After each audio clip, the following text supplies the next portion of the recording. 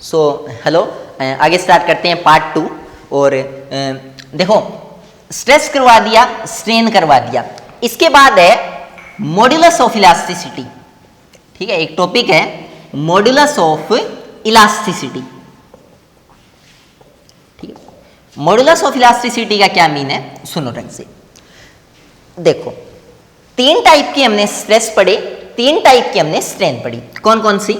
एक हमने पढ़ा लॉन्गिट्यूडिनल स्ट्रेस, एक हमने पढ़ा लॉन्गिट्यूडिनल स्ट्रेन, दूसरा हमने पढ़ा कौन सा, वॉल्यूमेट्रिक स्ट्रेस, और इसी के कॉरेस्पॉन्डिंग हमने पढ़ा वॉल्यूमेट्रिक स्ट्रेन। ठीक है, और एक हमने क्या पढ़ा था, एक हमने पढ़ा था जिसको अपन लोग बोलते हैं टेंजेंशियल स्ट्रेस। देखिए, टेंजेंशियल स्ट्रेस जो होता है उसका एक नाम और है शीयरिंग स्ट्रेस। ठीक है, सेम स्ट्रेन के अंदर भी अप्लाई होता है, मतलब इसको आप लोग बोल सकते हो टेंजेंशियल स्ट्रेन या शीयरिंग स्ट्रेन। ठीक है, तो तीन तीन टाइप की हमने पढ़ ली है। अगर आप लॉन्गिट्यूडिनल स्ट्रेस को लॉन्गिट्यूडिनल स्ट्रेन से डिवाइड कर दोगे तो इससे आपका जो आएगा उसको बोलते हैं यंग मॉड्यूलस। ठीक है, यंग मॉड्यूलस। और यंग मॉड्यूलस को किससे डिनोट करते हैं? वाई से डिनोट करते हैं। दूसरा, अगर आप वॉल्यूमेट्रिक स्ट्रेस को वॉल्यूमेट्रिक स्ट्रेन से डिवाइड कर दोगे तो उस कंडीशन में जो बनेगा बीटा, इसको बोलते हैं वॉल्यूमेट्रिक मॉड्यूलस। ठीक है, एक चीज ध्यान रखना, इसको बल्क मॉड्यूलस भी बोलते हैं। और तीसरा आपका जो है, अगर आप टेंजेंशियल स्ट्रेस को टेंजेंशियल स्ट्रेन से डिवाइड कर दोगे तो उस कंडीशन में जो आपका बनेगा उसको अपन लोग बोलते हैं शीयरिंग मॉड्यूलस। जो शीयरिंग मॉड्यूलस आपका है इसको इट्टा से डिनोट करते हैं। भी ध्यान रखना, एक ऐसा लेटर है ग्रीक का और इसको बोलते हैं इट्टा। ठीक है, तो ये आपको इतना है वो ध्यान रखना है। अब एक चीज सुनो, अगर यंग मॉड्यूलस की बात करें तो लॉन्गिट्यूडिनल स्ट्रेस क्या होता है? F/A, और लॉन्गिट्यूडिनल स्ट्रेन आपका क्या होता है? Delta L/L। ठीक है, अब यंग मॉड्यूलस क्या आया? F/A। ठीक है, भी क्लियर होगा यहां से, और डिवाइड में डेल्टा L/L। डिवाइड को जब मल्टीप्लाई में चेंज करते हैं तो आगे वाला जो नंबर है उसका रेसिप्रोकल हो जाता है, तो ये हो जाएगा इनटू L/में डेल्टा L। यानी y का आप फॉर्मूला क्या लिख सकते हो? FL/A डेल्टा L, मतलब FL/A divided A delta L। ऐसे ही आप बीटा का फॉर्मूला क्या लिख सकते हो? देखो, बीटा का फॉर्मूला क्या हुआ? वॉल्यूमेट्रिक स्ट्रेस क्या होता है? स्ट्रेस सारे सेम ही होते हैं, F/A। और वॉल्यूमेट्रिक स्ट्रेन आपका क्या होता है? वॉल्यूमेट्रिक स्ट्रेन आपका होता है डेल्टा V/V। इसको अगर आप ढंग से लिखोगे तो ये आएगा FV/A डेल्टा V। तीसरा अगर बात करें तो टेंजेंशियल स्ट्रेस भी सेम होता है F/A, और टेंजेंशियल स्ट्रेन क्या होती है? थीटा। तो जो आपका इट्टा है उसका फॉर्मूला आएगा F/A थीटा। तो तीनों का फॉर्मूला आपको ध्यान में होना चाहिए, चाहे वो यंग मॉड्यूलस हो, चाहे वो वॉल्यूमेट्रिक मॉड्यूलस हो, चाहे वो शीयरिंग मॉड्यूलस हो, तीनों का फॉर्मूला आपको क्लियर होना चाहिए। एक चीज और ध्यान रखो, यहाँ पे जो वॉल्यूमेट्रिक मॉड्यूलस है इसका एक नाम और है बल्क मॉड्यूलस। ठीक है, तो बल्क मॉड्यूलस होता है इसका एक और नया नाम। ठीक है, तीनों जो मॉड्यूलस ऑफ इलास्टिसिटी है उसकी यूनिट निकालोगे तो भी स्ट्रेस की यूनिट हम लोग निकाल चुके हैं पहले ही, क्या होती है? F/A, F की न्यूटन और A की मीटर स्क्वायर। और स्ट्रेन होती है उसकी कोई यूनिट नहीं होती, यूनिट लेस, तो इसको लिखने की जरूरत नहीं है। यानी जो स्ट्रेस की यूनिट है वही किसकी यूनिट होगी? वही सेम यूनिट होगी यंग मॉड्यूलस, शीयरिंग मॉड्यूलस और बल्क मॉड्यूलस की। तीनों की वही सेम यूनिट होगी जो किसकी होगी? स्ट्रेस की। ठीक है, तो तीनों टाइप के मॉड्यूलस आपको क्लियर होने चाहिए अच्छे से, और स्ट्रेस स्ट्रेन भी आपको अच्छे से क्लियर होना चाहिए। देखो भी, एक बार आप अच्छे से थ्योरी पढ़ो, ये चैप्टर बड़ा नहीं है, ये चैप्टर मैं आराम से अगर तुम लोगों को बताऊं ये 40 मिनट के अंदर ये चैप्टर मैं खत्म कर सकता हूँ। ठीक है, तो आप इसको आराम से इस चैप्टर को अच्छे से, चाहे पॉज करके देखो, चाहे एक एक वीडियो को आप 5-5 बार देखो, लेकिन थ्योरी आप इसका इतना अच्छे से कर लो, इतना क्लियर कर लो आप इसका थ्योरी, उसके बाद मैं आपको न्यूमेरिकल वगैरह करवाऊंगा। क्लियर है तीनों टाइप के मॉड्यूलस? एक बार इसको देखो अच्छे तरीके से, अपने मन में रिवाइज करो कि मैंने क्या बताया था, मॉड्यूलस ऑफ इलास्टिसिटी वगैरह वगैरह, अपने माइंड में एक डायग्राम बनाओ और मैं साइड हटता हूँ, आप इसको नोट करो, इसको पोज करके अच्छे से देखो और उसके बाद आगे प्रोसीड करते हैं। ठीक है, अभी आगे देखते हैं।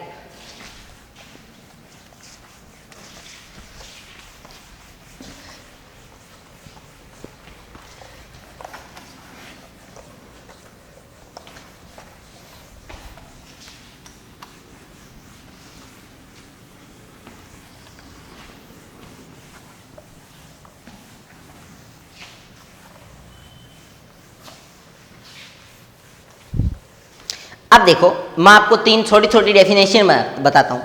पहली डेफिनेशन है कंप्रेसिबिलिटी। सुनो क्या होता है कंप्रेसिबिलिटी। कंप्रेसिबिलिटी है वो होता है आपका बल्क मॉड्यूलस का रिवर्स। ठीक है, यानी अगर बल्क मॉड्यूलस को रिवर्स कर दो तो उसको क्या बोलेंगे, उसको बोलेंगे कंप्रेसिबिलिटी। देखो मॉड्यूलस आपका क्या बताते हैं, मॉड्यूलस आपका होता है स्ट्रेस बाय स्ट्रेन। ठीक है, तो जनरली आपका मॉड्यूलस क्या बताते हैं कि कोई चीज पे आप कितना ज्यादा स्ट्रेस लगा सकते हो। क्लियर, एक जनरल सेंस में मॉड्यूलस ये बताता है कि आप कोई चीज के ऊपर कितना स्ट्रेस लगा सकते हो। लेकिन कंप्रेसिबिलिटी क्या बताती है, किसी चीज को कितनी आसानी से कंप्रेस किया जा सकता है। अब सुनो, अगर कोई चीज पे बहुत ज्यादा फोर्स लगाना पड़े इसका मतलब वो आसानी से कंप्रेस नहीं होगी। तो इसका मतलब अगर मॉड्यूलस ज्यादा है तो उसकी कंप्रेसिबिलिटी कम होगी, और अगर मॉड्यूलस कम है तो उसकी कंप्रेसिबिलिटी ज्यादा होगी। तो कोई चीज को कितना बढ़िया तरीके से कंप्रेस किया जा सकता है, उसी को उसकी क्या कहते हैं, कंप्रेसिबिलिटी। और कंप्रेसिबिलिटी को डिनोट करते हैं भी के से। ठीक है, तो ये ध्यान रखना, कंप्रेसिबिलिटी बल्क मॉड्यूलस का उल्टा होता है, बल्क मॉड्यूलस का रेसिप्रोकल होता है, इसको के से डिनोट करते हैं और दैट इज द फॉर्मूला। दूसरा, एक छोटा सा फॉर्मूला आपको और माइंड में रखना है, सरल फॉर्मूला। ठीक, सुनो क्या होता है सरल फॉर्मूला। देखो, अगर ये कोई छत है, इससे आपने एक वायर को बांधा और इस वायर से आपने कोई मास लटका दिया n। क्लियर है। अब इसकी बात करें तो ये वायर है, ये नीचे की तरफ खींचेगा तो इस वायर में बढ़ोतरी होगी, और अगर इस वायर में बढ़ोतरी हो रही है, इसकी लेंथ में बढ़ोतरी हो रही है, तो हम कौन सा स्ट्रेस लगाएंगे, कौन सा मॉड्यूलस लगाएंगे, लेंथ वाला मॉड्यूलस कौन सा होता है, यंग मॉड्यूलस, और वो क्या होता है, FL बटे A डेल्टा L। अब सुनो, अगर आप इस वायर को नीचे लटका रहे हो तो इस पे नीचे की तरफ अर्थ कितने फोर्स से इसको खींचेगी, mg, यानी F की जगह मैं डायरेक्टली क्या लिख सकता हूं, mg, L की जगह L। एरिया क्या है, देखो ये वायर है, वायर हमेशा कैसा होता है, ऐसा होता है, और इस सरफेस का एरिया क्या होगा, ये एक सर्कल है तो पाई आर स्क्वायर, तो पाई आर स्क्वायर डेल्टा L। तो देखो यंग मॉड्यूलस को मॉडिफाई करके सरल ने अपना नाम लगा के एक नया फॉर्मूला दे दिया वायर के बेसिस पे, और उसी को बोलते हैं सरल फॉर्मूला। और सरल फॉर्मूला क्या होता है, Young modulus is equal to mgl बटे pi r square delta L। ध्यान से करना भी, सरल फॉर्मूला में डायरेक्ट क्वेश्चन बनते हैं। तीसरी एक डेफिनेशन और देखो, एक बार इसको इरेज करते हैं क्योंकि मुझे अब पता नहीं इस पे कहाँ जगह है, बोर्ड पे कहाँ नहीं है, इसको इरेज करते हैं एक बार फिर देखते हैं। सुनो,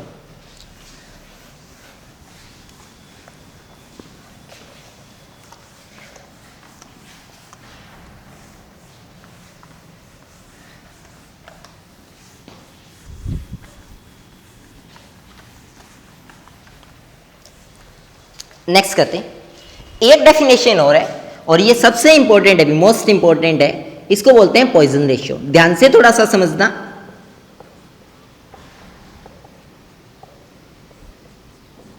सुनो, ये कोई वायर है,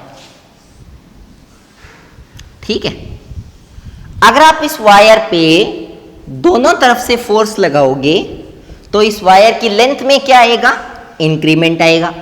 अगर इस वायर की लेंथ में इंक्रीमेंट आएगा तो इसमें कौन सी स्ट्रेन आएगी, इसमें आएगी लॉन्गिट्यूडिनल स्ट्रेन, और जो इसके अंदर लॉन्गिट्यूडिनल स्ट्रेन आएगी उसका फॉर्मूला कितना होगा, डेल्टा एल अपॉन में एल।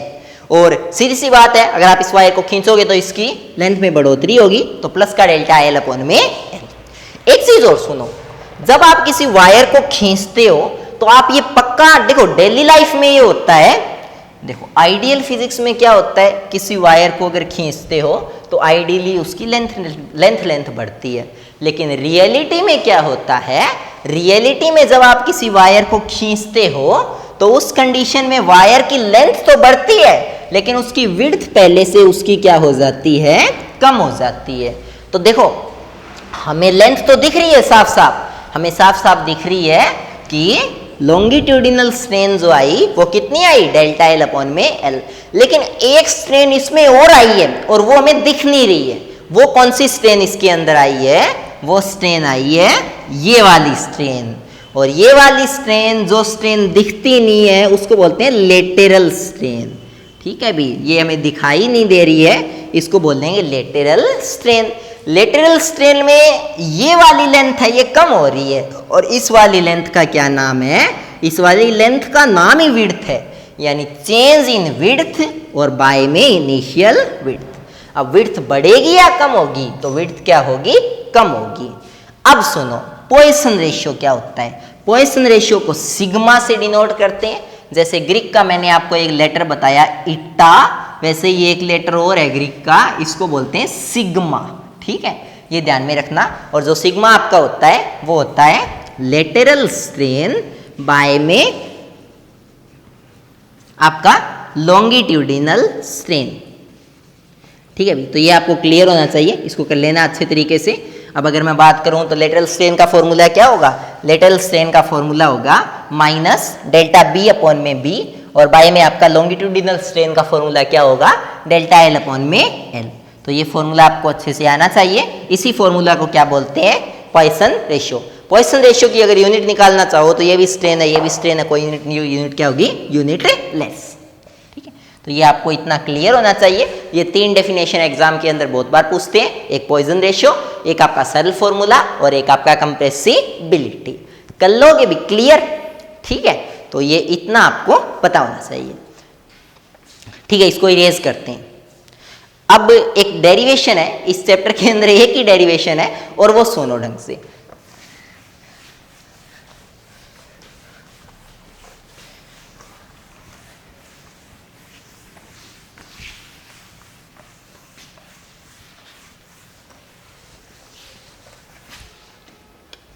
सुनो, इस चैप्टर के अंदर जो डेरिवेशन है वो है इलास्टिक पोटेंशियल एनर्जी। देखो इलास्टिक पोटेंशियल एनर्जी क्या होता है, इलास्टिक पोटेंशियल एनर्जी जो आपका होता है वो मैं आपको बताता हूं क्या होता है। मान लो ये एक रबर बैंड है, ठीक है, ये रबर बैंड पहले अपनी ऐसे ही नेचुरल कंडीशन में पड़ा था टेबल वगैरह पे, इस पे लगने वाला फोर्स कितना था, 0, क्योंकि उस पर कोई फोर्स लगा ही नहीं रहा था। हम आए, हमने इसको दोनों तरीके तरफ से पकड़ा और हमने इस पे कितना फोर्स लगाया, F फोर्स लगाया। देखो कई बच्चे एक चीज कंफ्यूज करेंगे, वो बोलेंगे इधर से भी पकड़ा, इधर से भी पकड़ा, F फोर्स लगाया, F फोर्स लगाया, 2F फोर्स लगा दिया, या FF कट गया, 0 फोर्स लगा दिया। देखो ऐसा नहीं होता। ठीक है, सुनो, अगर आप कोई चीज, ये मार्कर है, अगर मैं इस मार्कर को बढ़ाना चाहूं लेंथ को, तो मुझे एक तरफ से तो इसको पकड़ के रखना पड़ेगा। अगर मैं इस मार्कर को सिर्फ एक ही यहां से फोर्स लगा के अगर खींचूं तो ये मार्कर अपनी कंडीशन से ही, मतलब ये यहां से चला जाएगा। तो अगर मेरे को इसको बढ़ाना है तो मुझे इसको दोनों तरीके से खींचना पड़ेगा। अब यहां वाला फोर्स काउंट नहीं होगा। क्यों नहीं होगा, क्योंकि यहां वाला फोर्स मैं इसको पकड़ के रखने के लिए लगा रहा हूं और यहां वाला फोर्स मैं किस लिए लगा रहा हूं, इसको बढ़ाने के लिए। तो ये इतना आपको क्लियर होना चाहिए कि इस पे एक ही फोर्स गिना जाएगा और वो कितना गिना जाएगा, F। अब पहले आप इस पे बिल्कुल भी फोर्स नहीं लगा रहे थे, अब आप इस पे F फोर्स लगा रहे हो, तो एवरेज आप इस पे कितना फोर्स लगा रहे हो पूरे प्रोसेस के ड्यूरिंग। एवरेज को दोनों तरफ F के ऐसे लिखते हैं। एवरेज क्या होता है, sum of quantities by number of quantities. पहले 0 फोर्स लग रहा था, फिर F फोर्स लग रहा था, तो सम ऑफ क्वांटिटीज कितना हो गया, 0 + F, और बाय में क्वांटिटीज कितनी है, 1 2। तो जो टोटल आपका एवरेज फोर्स है वो कितना आ गया, ये आ गया। ठीक है, अच्छा, जब आपने इस रबर को खींचा तो आपने कुछ वर्क किया रबर पे, और वो वर्क आपने कितना किया, वो वर्क आपने किया जितना आपने इस पे एवरेज फोर्स लगाया, बट इनटू में जितना इसकी लेंथ में क्या आया, चेंज आया। ठीक है, सुनो भी, W फोर्स आपने कितना लगाया इस पे, एवरेज एवरेज F/2, और इसकी लेंथ में कितना चेंज आया, डेल्टा एल।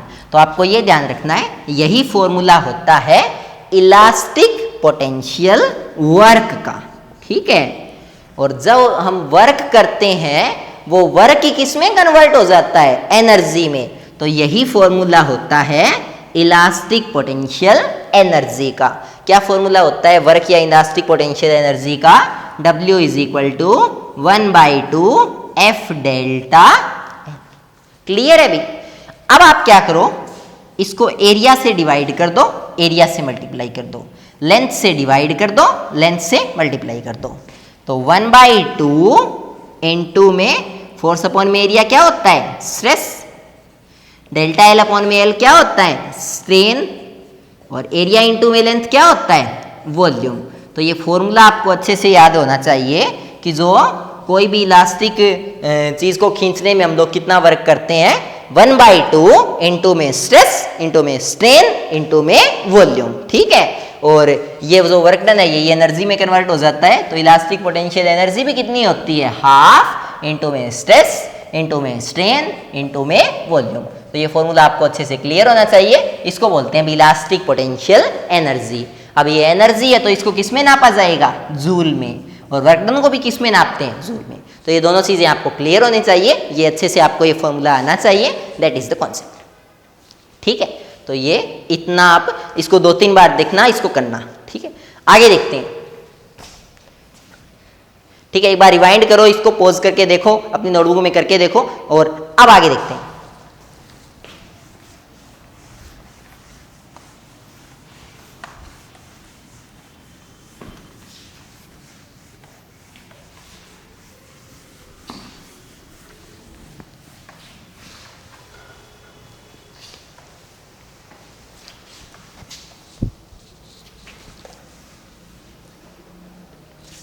सुनो, एक साइंटिस्ट था जिसका नाम था हुक, ठीक है।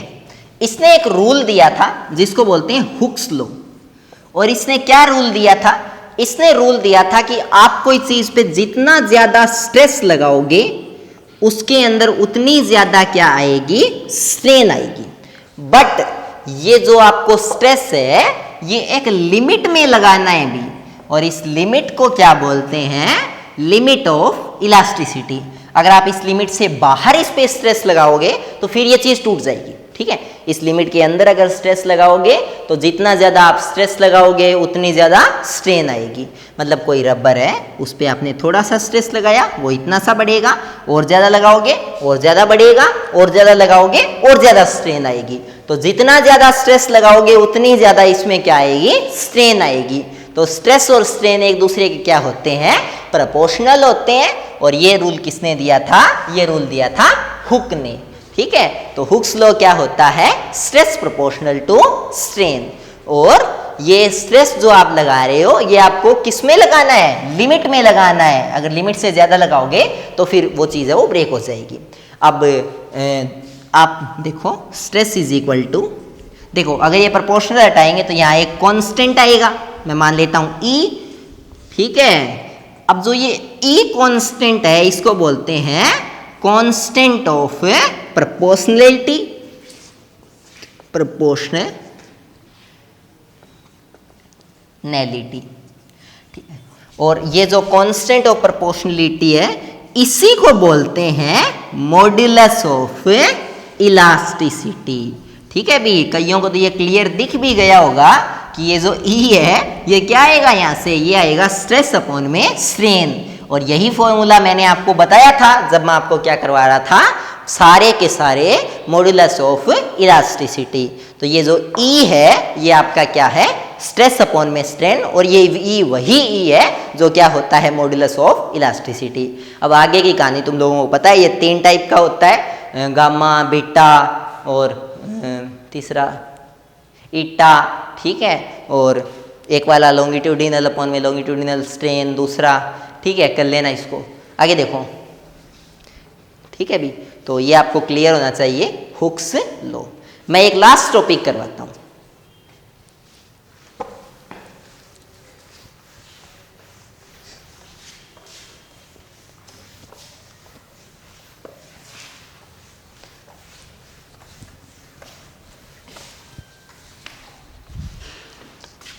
हाँ सुनो, अगर बात करते हैं नेक्स्ट, एक होता है स्ट्रेस स्ट्रेन कर्व, ठीक है। ये आपको एग्जाम में पूछ सकते हैं कि स्ट्रेस और स्ट्रेन के बीच में ग्राफ खींच के दिखाओ, तो आप करो क्या, देखो एक फिजिक्स के अंदर जनरल रूल है, देखो रूल तो नहीं बोल सकते, ये लोगों ने ट्रेंड चला दिया, तो ऐसा ही कुछ है, जो पहले आता है उसको लिखते हैं वाई एक्सिस पे, जो दूसरा आता है उसको लिखते हैं एक्स एक्सिस पे, ये ऐसा चलता है कई बार।